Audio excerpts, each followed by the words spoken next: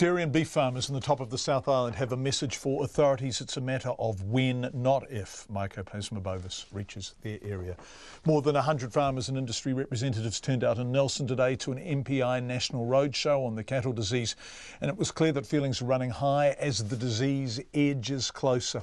The government and industry are spending nearly $890 million trying to eradicate Mycoplasma bovis, which was confirmed this week to have spread to an extra 4 South Island farms. Our reporter Tracy Neal was at the meeting and she filed this report.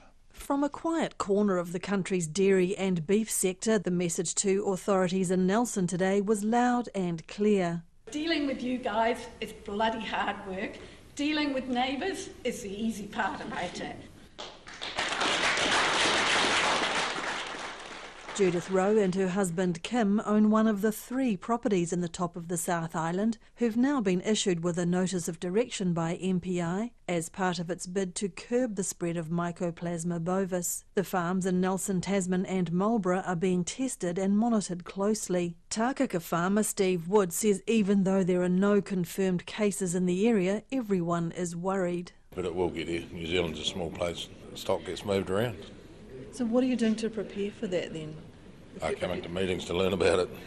The Rural Support Trust's Nelson Regional Coordinator Barbara Stewart says they have a chance to keep the disease at bay, but it will take some effort.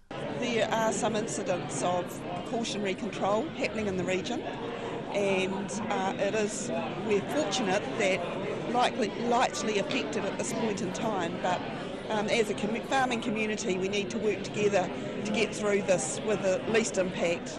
The latest figures from the Ministry for Primary Industry show there are now 41 infected properties around the country. Steve Wood says despite some finger-pointing that farmers aren't doing enough to prevent and contain the disease, they're doing the best they can with the tools they have. Nate's very flawed. There's some big holes in it, so it's very harsh to be blaming farmers. The system itself's not very good. Farmers have been criticised for not adhering to the National Animal Identification and Tracing System, or NAIT. Mary Ann, aka Mary Stratford, a homeopath in the crowd, ruffled some feathers with claims she has a remedy to protect uninfected stock. It does that by boosting the immune system and the life force, but then MPI within days slapped a gagging order on me, with threats of imprisonment and or stiff fine. MPI's Response Incident Controller Catherine Duthie says they receive offers daily to help eradicate the disease. She says they are all assessed. We do have to run them by the people in our labs to ensure that there's enough science-based evidence to support whatever product it is, and if there's something that we genuinely believe is going to be of benefit, we absolutely take up that offer. Catherine Duthie says responsibility for the disease rests as much with farmers as authorities, and notification is paramount. So if people don't notify us and practice continues as normal, this disease will spread throughout New Zealand. And then all the effort that we've put in, all the people who have lost herds, all the people who have been put under restrictions and have their lives severely impacted, that will be for nothing.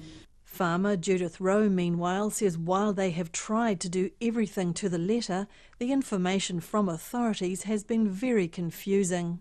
The paperwork we've received indicates that there could be issues with deer, with sheep, with other animals on the farm, with feral animals. You're telling us today that it's not going to go across species. And so there's so much conflicting information. It changes every day. Officials are now on the road to Greymouth for another public meeting as part of the roadshow. In Nelson for Checkpoint, Tracy Neal.